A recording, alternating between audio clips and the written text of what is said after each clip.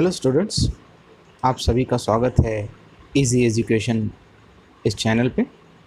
आज हम देखने वाले हैं 9th क्लास साइंस का फर्स्ट चैप्टर जिसका नाम है लॉज ऑफ मोशन।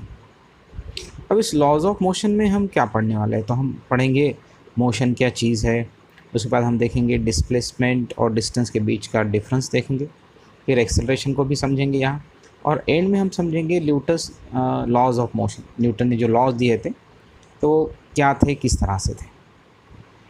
चलो शुरू करते हैं। सबसे पहले मोशन क्या है, व्हाट इज़ मोशन। मोशन जैसे कि हम सभी को पता है कि कोई चीज़ अगर हिल रही है, अपनी पोजीशन चेंज कर रही है, तो उसको हम मोशन कह देते हैं। यहाँ पे जैसे कुछ एग्जांपल्स दिए गए हैं, the flight of a bird, या फिर स्टेशनरी ट्रेन, या लीव्स फ्लाइंग थ्रू एयर, और स्टोन लेइंग ऑन हिल। इनमें से आपको कहाँ मोशन दिखाई देता है। जैसे एक जनरल थिंग है कि भाई the flight of a bird, जब पंछी उड़ेगा तो हमें मोशन का सेंस होगा।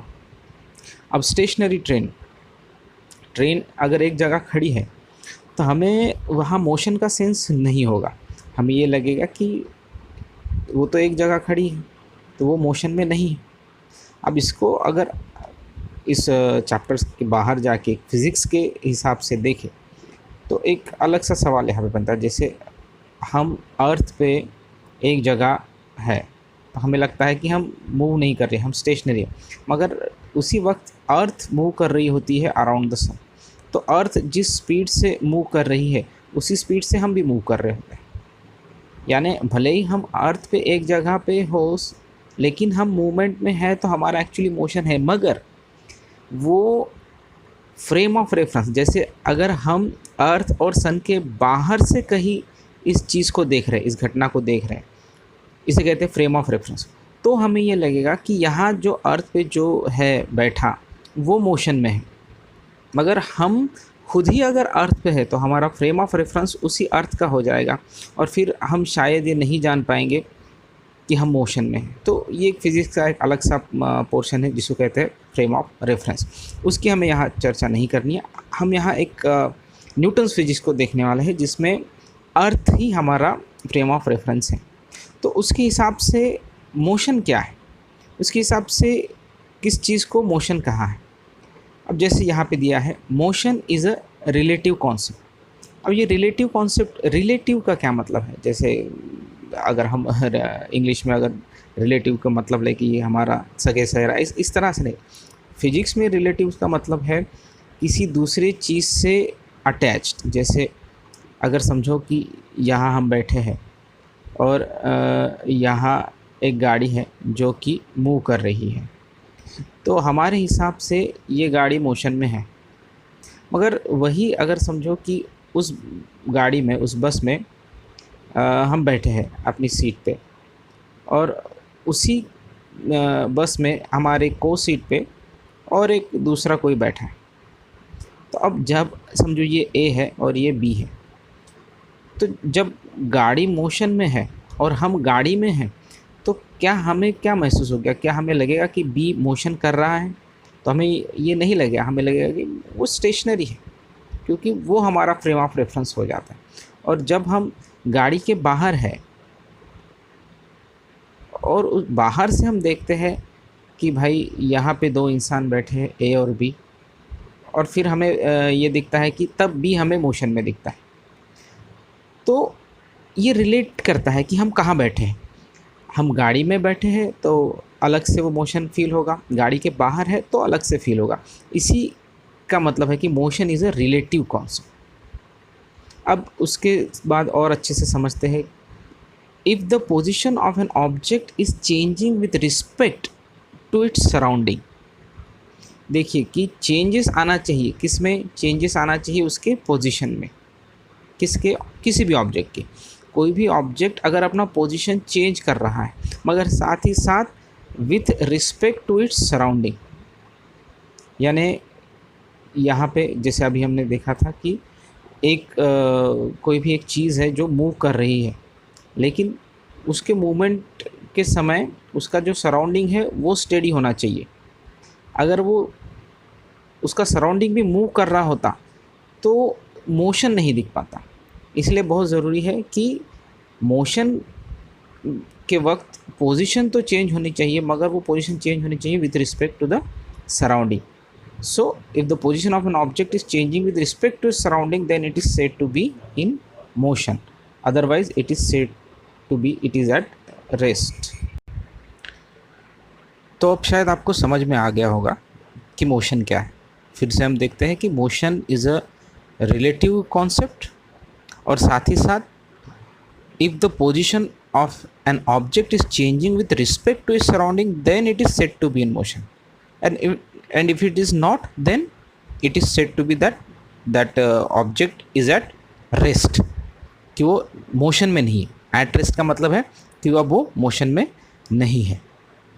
अब उसके बाद हमें एक कॉन्सेप्ट पढ़ना है डिस्प्लेसमेंट और डिस्टेंस। जनरली हम इन दोनों टर्म को एक साथ एक जैसा ही यूज़ करते हैं। हमारे लिए वही डिस्टेंस हो गया और वही डिस्प्लेसमेंट हो गया। जैसे बहुत बार हम ये बोल देते हैं कि भाई समझो ये एक फुटबॉल है, अब ये फुटबॉल यहाँ से यहाँ चली गई, अब ये उसका पोजीशन ए था, ये पोजीशन उसका हो गया बी। तो अब इसके बीच का ये जो है ये है डिस्टेंस, और ये ए यहाँ से बी तक गया, ये है उसका डिस्प्लेसमेंट। यानी बहुत सिंपल सी बात है कि जितना वो एरिया कवर करता है फ्रॉम इट्स इनिशियल पोजीशन, यानी फर्स्ट पोजीशन से लास्ट पोजीशन में, वो है डिस्टेंस।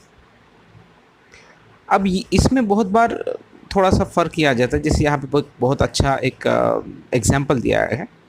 यहाँ आपको दिखाया गया है कि पॉइंट ए और बी, जैसे समझो ये है पॉइंट ए और यहाँ से हमें जाना है पॉइंट बी तक। अब इसके कई रास्ते हो सकते हैं। जैसे हम यहाँ से घूम के यहाँ पहुँच सकते हैं, इधर से घूम के भी यहाँ जा सकते हैं, या फिर हम इसके बीच से सीधे सीधे भी यहाँ जा सकते हैं। अब देखो, मेन हमारा ये था कि पॉइंट ए से हमें पहुँचना था पॉइंट बी तक। अब हमने कितने समझो यहाँ से यहाँ पहुँचने तक हमें 1 किलोमीटर इतना डिस्टेंस लगा। वही यहाँ से यहाँ जाते तक हम शायद 2 किलोमीटर का डिस्टेंस ट्रैवल करेंगे, और यहाँ से यहाँ पहुँचने तक हमें शायद आधा किलोमीटर का ही डिस्टेंस ट्रैवल करना पड़ा। अब डिस्टेंस अलग अलग हो सकते हैं। जैसे ए से लेके बी तक पहुँचने के लिए कभी वो 1 किलोमीटर का डिस्टेंस हो सकता है, कभी 2 किलोमीटर का, कभी ½ किलोमीटर का। लेकिन ए से बी तक जो शॉर्टेस्ट रूट था, जिसमें पोजीशन ए से लेके बी तक पहुंचने का जो शॉर्टेस्ट रूट था, वो था ½ किलोमीटर का, और वही था हमारा डिस्प्लेसमेंट। फिर से समझते हैं और एक अच्छे से समझते हैं इस चीज़ को। जैसे यहाँ हम देख पा रहे हैं कि एक और एक एग्जांपल दिया है। Sheetal first went to her friend Sangeeta's house on her way to school. अब शीतल नाम की एक लड़की है जो पहले तो अपने घर से, अब उसको जाना कहाँ था, उसको जाना था स्कूल में, लेकिन फिर सबसे पहले वो अपनी एक फ्रेंड संगीता के यहाँ गई। अब संगीता का घर उसके घर से 500 मीटर की दूरी पे है। फिर वहाँ से वो दोनों स्कूल पहुँचते हैं, जो कि फिर से 1200 मीटर की दूरी पे। तो टोटल उनका डिस्टेंस कितना हो गया, 1200 प्लस ये 500, यानी 1700 मीटर का उनका टोटल डिस्टेंस ट्रैवल हो गया। अब ये हो गया पाथ ए और पाथ बी, ऐसे ही मिल के हो गया। और एक दूसरा एक तरीका है कि अब उस संगीता के घर ना जाते हुए डायरेक्टली कहाँ जाएंगे, स्कूल। तो उसके लिए उसको कितना डिस्टेंस आ रहा है उसका, 1300, यानी 1300 मीटर का उसका डिस्टेंस आ रहा है। अब यहाँ समझने वाली बात क्या है, यहाँ हम समझेंगे कि इसका एक इक्वेशन भी हमें आगे मिल रहा है। जैसे यहाँ दिया है डिस्टेंस का, distance is the length of the actual path travel by an object in motion while going from one point to another। Whereas displacement is the minimum distance between the starting and finishing point. देखो इस चीज़ को समझो, distance क्या है, अब वो कितना travel कर रहा है। जैसे मैंने पहले इसमें बताया था कि पॉइंट ए से लेके पॉइंट बी तक जाने के लिए हम इतना घूम के गए तो हमने 2 किलोमीटर ट्रैवल किया, तो ये हो गया हमारा डिस्टेंस। मगर डिस्प्लेसमेंट क्या है, displacement is the minimum distance between the starting and finishing point. देखो कहाँ से कहाँ तक गिनना है, स्टार्टिंग पॉइंट से लेके फिनिशिंग पॉइंट तक, और वहाँ का जो मिनिमम डिस्टेंस है वो है हमारा डिस्प्लेसमेंट। अब और एक अच्छा यहाँ पे एक एग्जांपल दिया गया है, अब यहाँ देखते हैं। अब यहाँ क्या बताया गया है कि every morning Swarali walks around the edge of a circular field having a radius of 100 metre. अब यहाँ पे एक ट्रैक है, समझो वो हर सुबह मॉर्निंग वॉक पे निकलती है स्वराली, तो वो कितना मॉर्निंग वॉक कर लेती है, 100 मीटर का वो मॉर्निंग वॉक कर लेती है from point A to B, यानी यहाँ से वो चलना शुरू करेगी फिर यहीं पे आएगी, तो ये कितना हो गया, 100 मीटर उसने वॉक कर लिया। अब ये जो 100 मीटर है ये क्या है, क्वेश्चन ये बन रहा है, क्या ये डिस्टेंस है या फिर ये डिस्प्लेसमेंट है। अब देखिए, अब फिर से सोचते हैं डेफिनेशन क्या है। डिस्टेंस की डेफिनेशन क्या थी, actual path travel by the object in motion. अब ये ऑब्जेक्ट मोशन में है, हाँ, फिर इसने कितना पाथ ट्रैवल किया, तो 100 मीटर ट्रैवल किया, तो ये क्या हो गया उसका, ये तो भाई डिस्टेंस हो गया, ये तो क्लियर है। मगर 100 मीटर उसका डिस्प्लेसमेंट हुआ क्या, अब इसके लिए डिस्प्लेसमेंट की डेफिनेशन देखना पड़ेगा। क्या है, displacement is the minimum distance between the starting and finishing point. अब उसका स्टार्टिंग पॉइंट क्या था, ए, और फिर ये पूरा मोशन होने के बाद उसने फिनिश कहाँ किया, उसने फिनिश फिर उसी पॉइंट पे किया ना। अगर हम इसको बी पकड़ते हैं तो वो पॉइंट भी ए के ऊपर ही था, तो उसका स्टार्टिंग पॉइंट वही था जहाँ उसने फिनिश किया। अब इसका मतलब ये है कि उसका स्टार्टिंग पॉइंट और फिनिशिंग पॉइंट एक ही था, तो जब एक ही पॉइंट है तो उसके बीच में मिनिमम डिस्टेंस कितना होगा, वो होगा 0। अब समझे बात को कि इस एग्जाम्पल में उसका डिस्टेंस तो 100 मीटर है, लेकिन उसका डिस्प्लेसमेंट 0 है। अब ऐसा क्यों है, अब उसने एक्चुअल पाथ जो ट्रैवल किया वो 100 मीटर का था, लेकिन उसके पोजीशन में चेंजेस आया क्या, नहीं। अब समझो कि इसको ऐसे समझते हैं कि उसने चलना शुरू किया, जस्ट चलने के 1 सेकंड पहले हम वहाँ थे, हमने देखा कि जो स्वराली थी वो ए पोजीशन पे थी, फिर हमारा ध्यान कहीं और चला गया, समझो हम पबजी खेलने लग गए अपने मोबाइल पे वहीं पे। अब हम एक गेम में हैं, अब वो गेम ख़त्म होने तक, जैसे गेम शुरू होने से पहले हमने देखा था कि वो ए पोजीशन पे थी।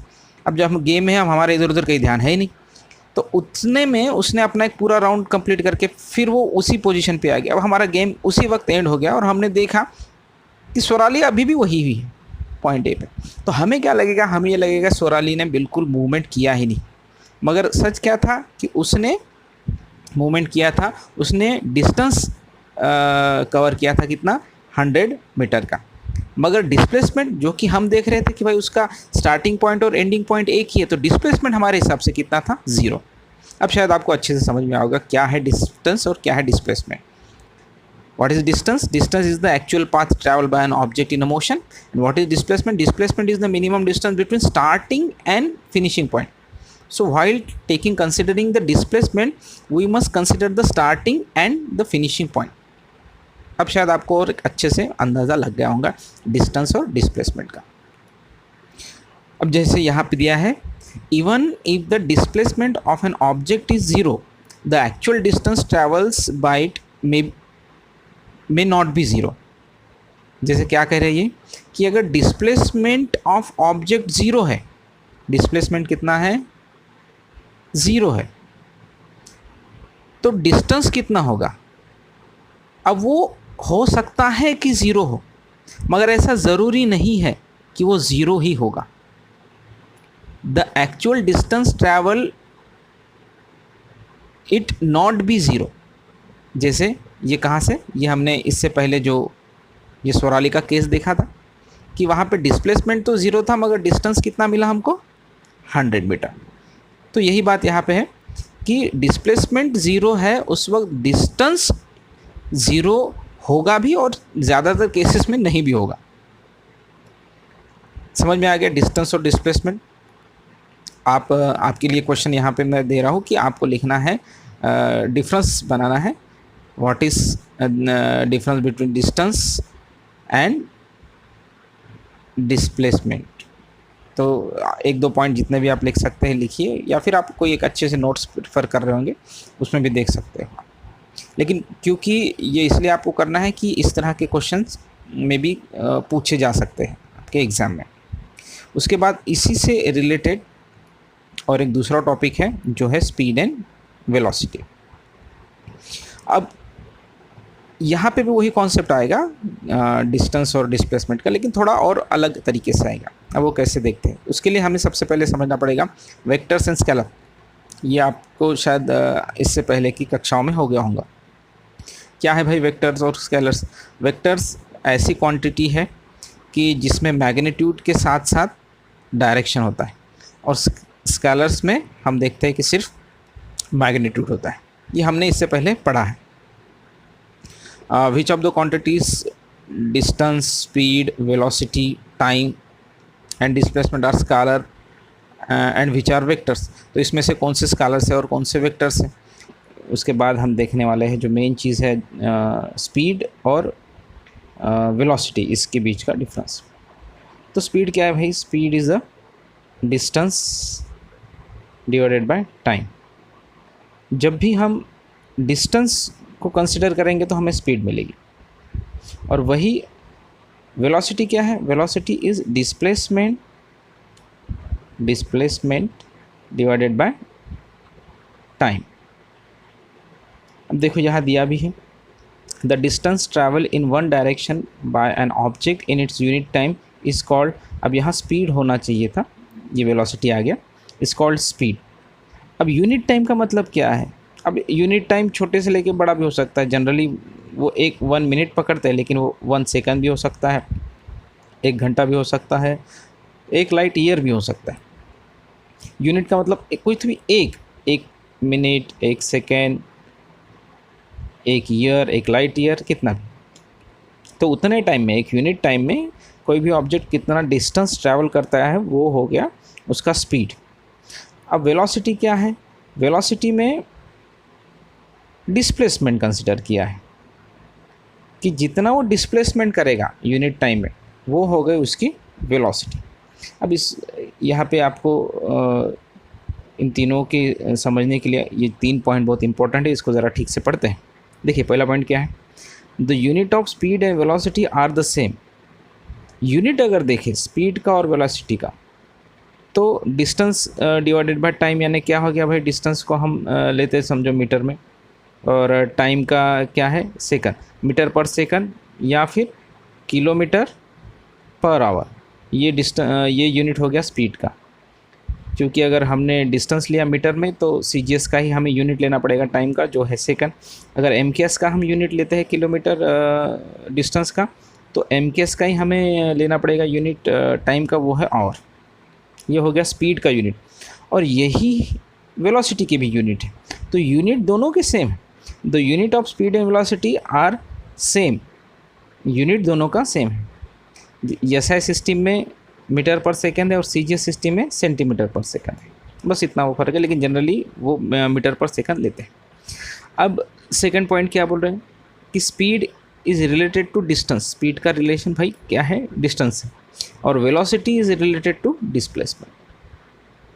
थर्ड पॉइंट क्या बोल रहा है? If the motion is along the straight line the values of speed and velocities are the same। अगर मोशन जो है वो स्ट्रेट लाइन में हो रहा है तो स्पीड की और वेलोसिटी की वैल्यू सेम ही आएगी।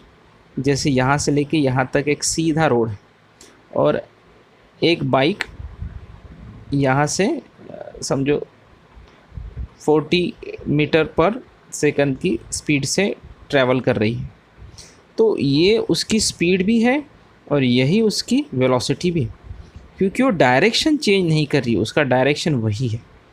जैसे ही डायरेक्शन में चेंजेस आएगा वेलोसिटी में आप चेंजेस देखोगे। फिर से एक बार, if the motion is along a straight line the values of speed and velocity are the same, otherwise they can be difference. यानी अगर स्ट्रेट लाइन है दोनों तो भाई कोई प्रॉब्लम नहीं, दोनों सेम रहेंगे, मगर जैसे ही मोशन की डायरेक्शन बदल गई तो उन दोनों में डिफरेंसेस देखने को मिलते हैं। Velocity is the displacement that, ये अभी हमने इससे पहले ही देखा था। अब इसके लिए वो जो पहला हमने इससे पहले एक एग्जाम्पल जो देखा था यहाँ पे कि शीतल का, उसका और एक कैलकुलेशन यहाँ दिया गया है। अब यहाँ कैलकुलेशन क्या दिया गया है, देखिए शीतल और Sangeeta is 50 metre and the between Sangeeta's house and school is 120 metre. ये हमने शायद इससे पहले भी वहीं पे हमने कैलकुलेट कर लिया था। ये क्या है कि डिस्टेंस देखिए किसके बीच में, शीतल और संगीता के घर में 500 मीटर का डिस्टेंस है,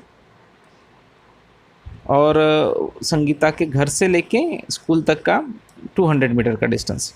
हाँ, अब मेन चीज़ क्या है, अगर शीतल को 5 मिनट लगते हैं संगीता के घर तक पहुंचने में, यानी शीतल ने कैसा ट्रैवल किया था, पहले संगीता के घर तक वो गई थी और उसके बाद वो स्कूल गई थी, तो यहाँ से यहाँ तक जाने में उसको 5 मिनट लगे।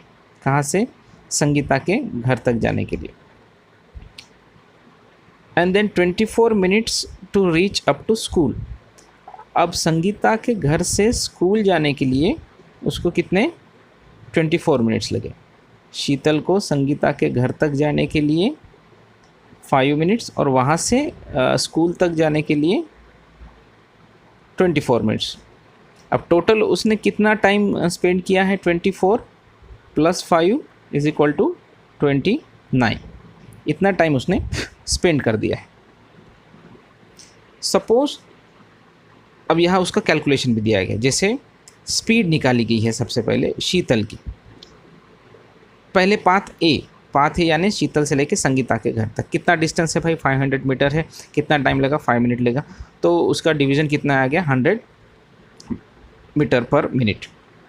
अब शीतल की स्पीड अलॉन्ग पाथ भी, यानी संगीता के घर से लेके स्कूल तक कितना डिस्टेंस था, 1200 मीटर। टाइम कितना लगा था, 24 मिनट। तो कितना उसका कैलकुलेशन आया, 50 मीटर पर मिनट। अब शीतल का एवरेज स्पीड कितना है, शीतल का एवरेज स्पीड के लिए हम देखेंगे टोटल डिस्टेंस कितना हो गया, 500 + 1200 1700 मीटर। और टोटल टाइम कितना लगा उसको, 5 मिनट + 24 मिनट यानी 29 मिनट्स। तो 1700 metre divide by 29 minute, it is 58.6 metre पर मिनट। ये है उसकी एवरेज स्पीड, किसकी, शीतल की। अब बात करते हैं वेलोसिटी की। अब वेलोसिटी के लिए क्या देखना है हमें, उसका स्टार्टिंग पॉइंट और उसका फिनिशिंग पॉइंट।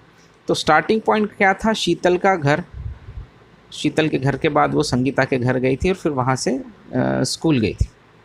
तो ये उसका स्टार्टिंग पॉइंट होगा, ये उसका फिनिशिंग पॉइंट। तो इन दोनों के बीच का मिनिमम डिस्टेंस कितना था, 1300 मीटर।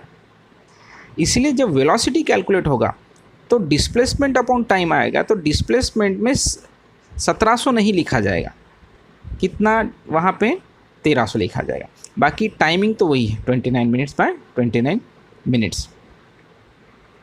और उस हिसाब से शीतल की वेलोसिटी जो आएगी वो आएगी 44.83 मिनट्स, जबकि उसकी स्पीड जो आई थी वो थी 58.6 मीटर। अब ये देखो इन दोनों में डिफरेंस आपको समझ में आ गया। ये कहाँ पे डिफरेंस आता है कि जब हम स्पीड कंसिडर करते हैं तो हम टोटल डिस्टेंस कंसिडर करते हैं, टोटल डिस्टेंस उसने जितना ट्रैवल किया था उतना। मगर जब डिस्प्लेसमेंट निकाल रहे हैं तो टोटल डिस्टेंस नहीं निकाल रहे हैं, वो हम सिर्फ देख रहे हैं स्टार्टिंग पॉइंट्स और फिनिशिंग पॉइंट के बीच का डिस्टेंस, बस वही ले रहे हैं। उस हिसाब से इसमें चेंजेस आएगा। अब आगे देखते हैं effect of speed and direction on velocity. अब ये भी थोड़ा सा कॉन्सेप्ट बहुत अच्छा है समझने के लिए, तो वह किस तरह से वेलोसिटी में चेंजेस आते हैं। अब यहाँ पे एक एग्जांपल लिया गया है, एग्जांपल है सचिन का। सचिन क्या कर रहे हैं, Sachin is travelling on motor bike.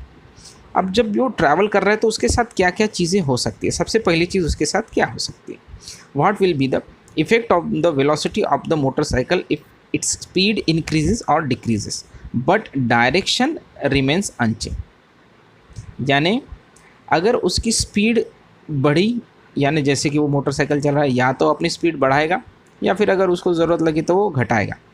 तो जब स्पीड बढ़ती और घटती है तो वेलोसिटी क्या होती है, ये हमारा पहला पॉइंट है। अगर स्पीड बढ़ी या स्पीड घटी तो क्या वेलोसिटी चेंज होगी या नहीं होगी। दूसरा पॉइंट देखिए, अब ये बाद में इसको समझने वाले, ये हो गया हमारा फर्स्ट पॉइंट। सेकंड पॉइंट क्या, in case of a turning on road will the velocity and speed be the same if Sachin changes the direction of the motorcycle keeping it speed constant what will be the effect on the velocity. जैसे second condition में हम क्या सोच रहे हैं कि अब ये सीधा रोड नहीं है, अब ये कर्व्ड रोड है। अब कर्व्ड रोड में क्या हो रहा है कि सचिन चेंजेस द डायरेक्शन, वो डायरेक्शन चेंज कर रहा है, कीपिंग द स्पीड कांस्टेंट, लेकिन स्पीड कितनी रख रहा है, उतनी ही। देखो स्पीड कितनी है, उतनी ही है, स्पीड में चेंजेस नहीं है। सिर्फ किस में चेंजेस आ रहा है, क्योंकि वो कर्व ले रहा है तो पहले ये डायरेक्शन थी, अब उसकी ये डायरेक्शन है, तो डायरेक्शन में चेंजेस आ गया।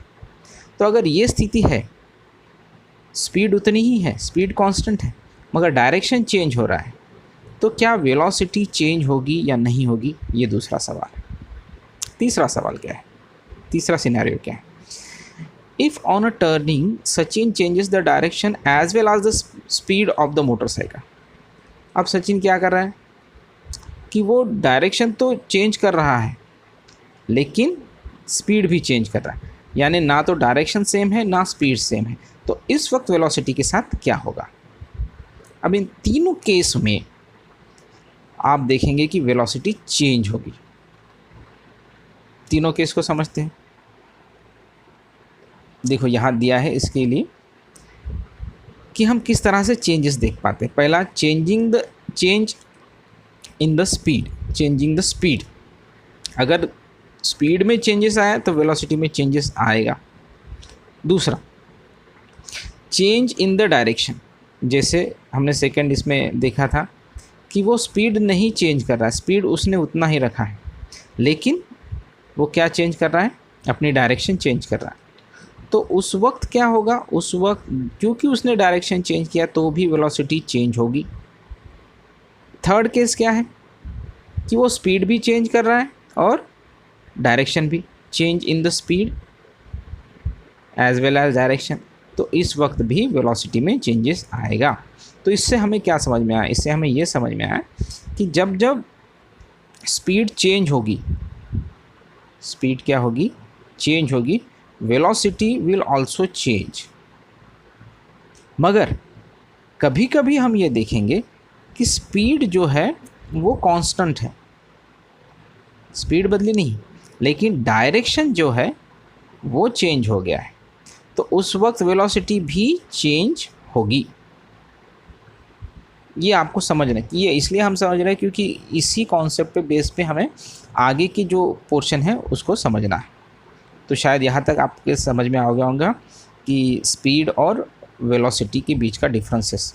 तो ये और एक क्वेश्चन आपके लिए हो जाता है, right the difference between speed and velocity. Velocity और डिस्प्लेसमेंट को समझने के बाद, जैसे स्पीड और वेलोसिटी भी हमने समझी है, उसके बाद हम ये चीज़ भी थोड़े से याद रखने पड़ेंगे। जैसे यहाँ पे जो दिए है, the first scientist to measure the speed as the distance divided by time was Galileo. भाई ये जो स्पीड सबसे पहले गिना था और ये जो फार्मूला जिसने दिया था वो किसने दिया था, गैलीलियो ने दिया था। तो ये आते हैं क्योंकि आजकल नया पैटर्न जो आया है एक्शन शीट के हिसाब से, तो बड़े क्वेश्चंस कम आ रहे हैं और ऑब्जेक्टिव क्वेश्चंस ज़्यादा आ रहे हैं। तो मेरी तो यही सलाह है आप सभी को कि आपने हर एक पेज पे, जैसे ये पेज आप पढ़ रहे हो, एक पेज आपने पढ़ा तो उसके ऊपर क्या आप मिनिमम 5 ऑब्जेक्टिव क्वेश्चंस निकाल लें, क्योंकि उसी तरीके से अगर आप पढ़ाई करेंगे तो 10th में भी वही फॉलो होने वाला है, उसी तरीका जो पैटर्न है, तो बहुत आपको फ़ायदा हो। तो ये एक ऑब्जेक्टिव क्वेश्चन के लिए आ जाएगा कि भाई किसने सबसे पहले, तो गैलीलियो ने। Speed of sound in air कितना है भाई, 343.2 मीटर पर second. Speed of light 3 × 10⁸ metre पर सेकंड।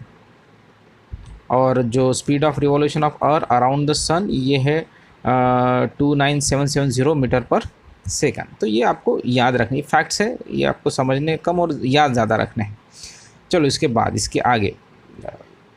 इसके आगे हमें जो कॉन्सेप्ट दिया गया है वो है uniform and non uniform linear motion, यानी एक सीधी रेखा में ये होने वाला है। अब यहाँ 3 लोगों को बताया गया, जैसे अमर, अकबर एंड एंथनी। तो ये क्या कर रहे हैं भाई, ये ट्रैवल कर रहे हैं। अब टाइमिंग, यहाँ पे टाइमिंग दिया है 5 बजे, फिर 5:30, यानी हर यहाँ आपको देखेंगे हर एक आधे घंटे बाद इन्होंने नोटिंग लिया कि आधे घंटे के बाद इसकी स्पीड कहाँ है, कहाँ पहुँचा है, इस हिसाब से हर एक आधे घंटे बाद। तो जैसे शुरू हुए तो जब स्टार्टिंग की सभी तीनों की जो स्पीड थी वो 0 थी, मगर फर्स्ट हाफ आवर के बाद 5:30 बजे अमर ने 20 किलोमीटर ट्रैवल कर लिया, अकबर ने 18 किलोमीटर और एंथोनी ने 14 किलोमीटर। अब ऐसे हर एक आधे घंटे के बाद इनका यहाँ पे एक चार्ट दिया गया है। जैसे अमर जो है पहले आधे घंटे बाद वो 20 किलोमीटर, फिर उसके बाद 40, फिर 60, फिर 80, 100, 120। वही अकबर पहले आधे घंटे में 18 किलोमीटर, दूसरे आधे घंटे में वो 36 किलोमीटर पे पहुंचता है, फिर 42 किलोमीटर, फिर 70, फिर 95 और फिर 120। और उसी तरह यहाँ पे एंथनी का भी दिया हुआ है। अब क्वेश्चन क्या है, यहाँ पे पूछा क्या जा रहा है, देखिए पहला क्वेश्चन है what is the time interval between the notings of distance. ये तो हमने देख लिया भाई कितना है, आधे घंटे का है। उसके बाद सेकंड क्वेश्चन क्या है, who has covered equal distance in equal time. देखिए equal distance in equal time interval, यानी पहले आधे घंटे में अगर x इतना वो किलोमीटर इतना वो जा रहा है, तो नेक्स्ट आधे घंटे में उसको फिर से x किलोमीटर ही ट्रैवल करना पड़ेगा। फॉर एग्ज़ाम्पल यहाँ हम देखेंगे अमर के केस में क्या हो रहा है। अमर पहले आधे घंटे में वो 20 किलोमीटर पर था, उसके बाद के आधे घंटे में 40 किलोमीटर पर था, यानी इसके बीच का डिफरेंस कितना हो गया, फिर से 20। अगर आप देखेंगे उसके बाद के आधे घंटे में वो 60 पे था, फिर इसके बीच का डिफरेंस कितना हो गया, 20। तो ये बराबर आधे घंटे में 20 की स्पीड से ही चल रहा है, यानी इसकी स्पीड कैसी है, कांस्टेंट है। और एंथोनी का देखेंगे तो ये भी वही कर रहा है, हर एक आधे घंटे में वो 14 किलोमीटर चल रहा है, तो इसकी भी स्पीड कांस्टेंट है। मगर जब हम अकबर के बारे में देखते हैं तो पहले आधे घंटे में 18 किलोमीटर, 18, 36, इन दोनों को माइनस कर दो, आपको डिफरेंस मिल जाएगा, फिर से उतना ही वो चला। लेकिन जैसे ही वो यहाँ पे आता है तो यहाँ पे 70 प्लस अगर 18 कर दें हम तो ये कितना हो गया, 88। तो 88 के बजाय यहाँ पे 95 आ गया, यानी यहाँ पे उसने अपना स्पीड बढ़ा लिया। हो सकता है यहाँ पे आते तक उसको कम ज़्यादा ट्रैफिक था, यहाँ पे उसका ट्रैफिक कम लग गया, उसको रोड बहुत खुला मिल गया, तो उसने स्पीड ज़्यादा बढ़ा ली अपनी। तो यहाँ का जो आधा घंटा है उसमें उसने ज़्यादा ट्रैवल कर लिया। तो इसकी जो स्पीड है वो कांस्टेंट नहीं थी, वो चेंज हो गई। तो ये कांस्टेंट है, इसका मतलब यूनिफॉर्म, और कांस्टेंट नहीं है तो नॉन यूनिफॉर्म। तो इनका मोशन यूनिफॉर्म मोशन है और इसका जो मोशन है वो नॉन यूनिफॉर्म है। क्यों नॉन यूनिफॉर्म है, क्योंकि भाई इसने चेंज किया है। किसको चेंज किया है, इसने अपनी स्पीड को बोले या फिर वेलोसिटी को उसने चेंज कर दिया है। अब यहाँ पे आप देख पाएंगे, if an object covers unequal distances in equal time interval it is said to be moving with a non uniform speed. कि उसने इक्वल इंटरवल में उसने अनइक्वल डिस्टेंस अगर ट्रैवल किया तो वो हो गया उसका नॉन यूनिफॉर्म स्पीड। अगर वो उतना ही डिस्टेंस ट्रैवल करता तो उसका यूनिफॉर्म स्पीड कहलाता। अब ये क्यों पढ़ रहे हैं हम, ये इसलिए पढ़ रहे हैं क्योंकि हमें आगे सीखना है एक्सेलरेशन क्या है। इसीलिए हमने सबसे पहले ये देखा कि यूनिफॉर्म स्पीड और नॉन यूनिफॉर्म स्पीड क्या होती है।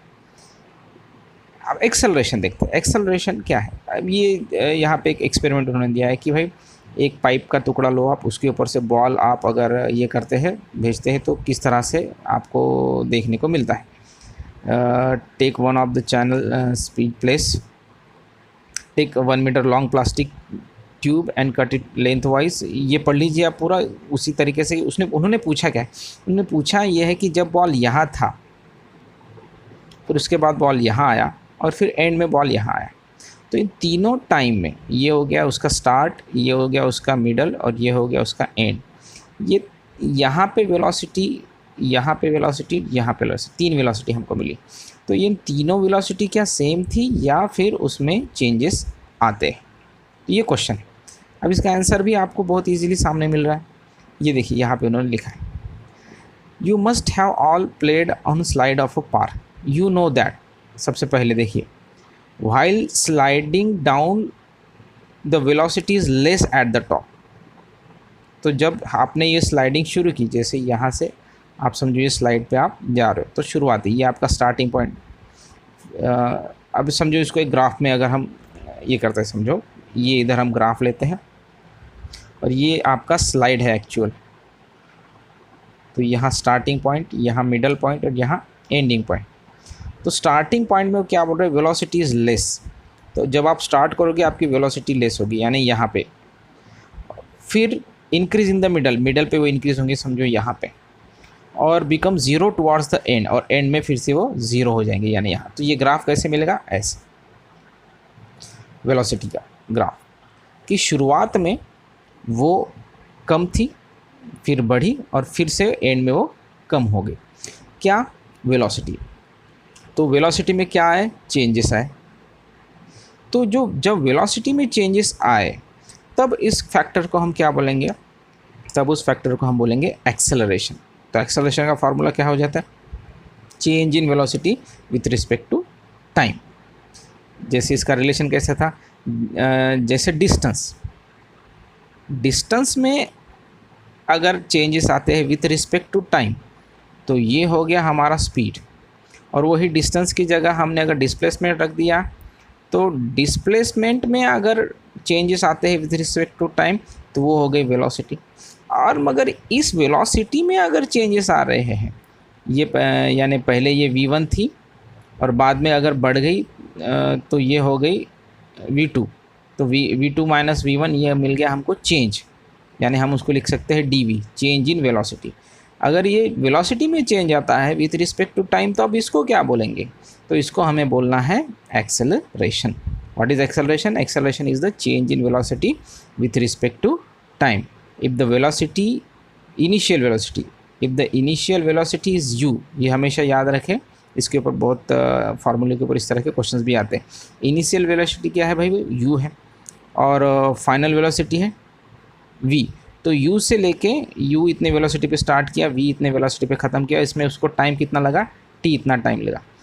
तो फाइनल वेलोसिटी क्या है, v, इनिशियल वेलोसिटी u, तो इसलिए हो गया v माइनस यू, और टाइम कितना लगा, t। तो ये हम मिल गया हमको फार्मूला, क्या एक्सेलरेशन का फार्मूला, ये main formula, final velocity minus initial velocity which is actually the change in velocity, जो हमने इससे पहले dv कंसिडर किया था। तो कैसे निकालते हैं चेंज इन वेलोसिटी, एंड में जो वेलोसिटी, फाइनल वेलोसिटी, उसको इनिशियल वेलोसिटी से माइनस कर दो। फाइनल वेलोसिटी के लिए क्या सिंबल है v, इनिशियल वेलोसिटी के लिए क्या सिंबल है u, फिर इसको डिवाइड कर दो टाइम से, ये इतना होने के लिए कितना टाइम लगा, तो आपको क्या मिल जाएगा, एक्सेलरेशन मिल जाएगा। तो ये है उसका फार्मूला एक्सेलरेशन का। If the velocity changes by equal amount in equal time it's said to be uniform. हाँ, अगर इसी हिसाब से जैसे हमने ये देखा था कि अगर स्पीड में चेंजेस आता है, यूनिफॉर्म टाइम में अगर स्पीड में उतना ही चेंजेस आता है, तो उसको हमने यूनिफॉर्म स्पीड बोल दिया था।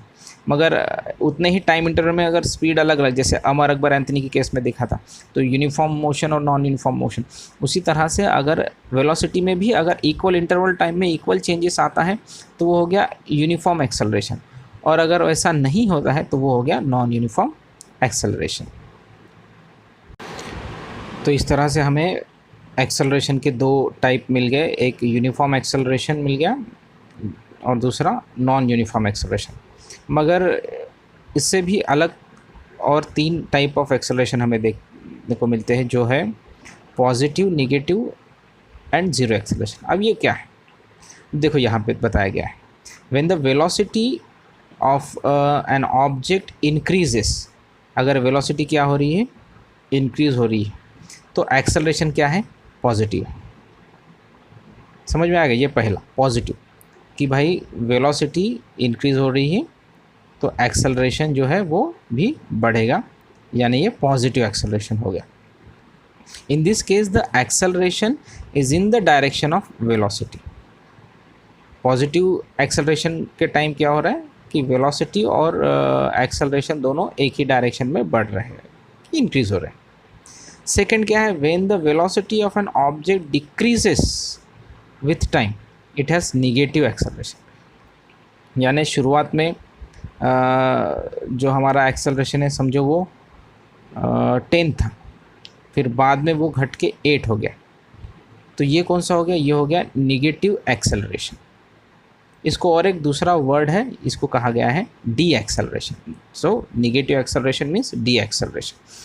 अब इसमें क्या हो रहा है, the direction is opposite to the direction of velocity. De acceleration में जो डी एक्सेलरेशन का जो डायरेक्शन है वो वेलोसिटी के अपोजिट होगा। थर्ड टाइप है the velocity of the object does not change with type, it has zero acceleration. यानी पहले वो 10 था, बाद में भी 10 ही है। पहले एक्सेलरेशन अगर 10 था, बाद में भी 10 है, तो इसमें ना तो कुछ बढ़ा ना कुछ घटा, एक्सेलरेशन इंक्रीज़ भी नहीं हुआ और डिक्रीज़ भी नहीं हुआ, तो ऐसे वक्त में इसको कहा जाएगा ज़ीरो एक्सेलरेशन। फिर से एक बार समझते हैं, अगर आपका एक्सेलरेशन बढ़ता है, इंक्रीज़ होता है विथ रिस्पेक्ट टू टाइम, तो ये हो गया पॉजिटिव एक्सेलरेशन। वही अगर आपका एक्सेलरेशन कम होता है, डिक्रीज़ होता है विथ रिस्पेक्ट टू टाइम, तो ये हो गया नेगेटिव एक्सेलरेशन। और वही अगर एक्सेलरेशन में कोई चेंजेस नहीं आ रहे विथ रिस्पेक्ट टू टाइम, तो ये हो गया ज़ीरो एक्सेलरेशन। तो इस तरह से 3 आपको टाइप मिल गया एक्सेलरेशन के, पॉजिटिव, नेगेटिव और ज़ीरो। फिर से वही बात है, क्योंकि ये पूछे जा सकते हैं एग्ज़ाम में, इसलिए आपको यहाँ तक ध्यान में रखना है। तो आज की वीडियो में हम इतना ही पढ़ते हैं। आप इसको फिर से एक बार रिपीट कर देख लीजिए। अगर आपको कुछ समझ में नहीं आया तो वीडियो को फिर से पीछे जाइए, रिपीट कीजिए, समझने की कोशिश कर लीजिए। कॉन्सेप्ट को एक बार बहुत अच्छे से समझने के बाद आपके दिमाग में सारी चीज़ें क्लियर हो जाएगी। और भी अगर आपके कुछ डाउट्स है तो आप कमेंट्स में इसके नीचे मुझे लिखिए। अगर मैं हो पाया तो और एक अच्छा वीडियो इसी के ऊपर बना के फिर से डाल दूँगा। कुछ भी आपकी क्वेरीज़ हैं तो आप मुझे कमेंट्स में लिख सकते हैं। एक बार इसको पढ़िए, और जैसे मैंने कहा आपको क्या करना है, इसके ऊपर के ऑब्जेक्टिव क्वेश्चंस निकालने हैं। जी, ऑब्जेक्टिव क्वेश्चंस हो गए, फार्मूलाज हो गए, ये आपको याद रखना है, यूनिट हो गए। तो इस तरह से इसका आप स्टडी कीजिए। बहुत बड़े बड़े क्वेश्चंस को स्टडी करने की ज़रूरत नहीं है, क्योंकि जो हमारा नया पैटर्न आया है वो ज़्यादातर ऑब्जेक्टिव बेस्ड है। 50% आपको ऑब्जेक्टिव क्वेश्चंस ही दिखेंगे, इसलिए ज़्यादातर छोटे क्वेश्चंस को कीजिए। फार्मूलाज, यूनिट्स, चेंजेस, उसके कॉन्सेप्ट, और कॉन्सेप्ट बेस पे कभी कभी आ जाता है, कोई ऐसे डायग्राम आ जाती है किस तरह से क्या चेंजेस हुए, क्या हुए, तो उसमें आपको अगर कॉन्सेप्ट आपको बहुत अच्छे से समझ में आए तो आप ऐसे क्वेश्चंस के भी आंसर बहुत इजीली दे सकते हैं। इसलिए मेरा कहना है कि आप अच्छे से साइंस को समझें, बिना समझे रटने का कोई मतलब नहीं है। इसलिए सबसे पहले समझ लें। ये पूरा वीडियो लगे तो आप 1-2 बार फिर से बार देखिए, ताकि आपको बहुत अच्छे से सारे कॉन्सेप्ट समझ में आएंगे, क्योंकि ये बेसिक चीज़ है। ये इसके बाद कोई इतना डीप में और इतना आराम से नहीं समझाएगा, और ये अभी अगर समझ में नहीं आए तो आगे के स्टैंडर्ड में आपको बहुत ज़्यादा प्रॉब्लम आ सकती है। इसलिए यहाँ पे अभी आपके पास समय है, समय दे के इन चीज़ों को समझ ले पहले, और फिर उसके बाद आगे बढ़े। वैसे आगे भी हम और भी वीडियोस डालते रहेंगे, तब तक आप इसके पढ़ाई करें।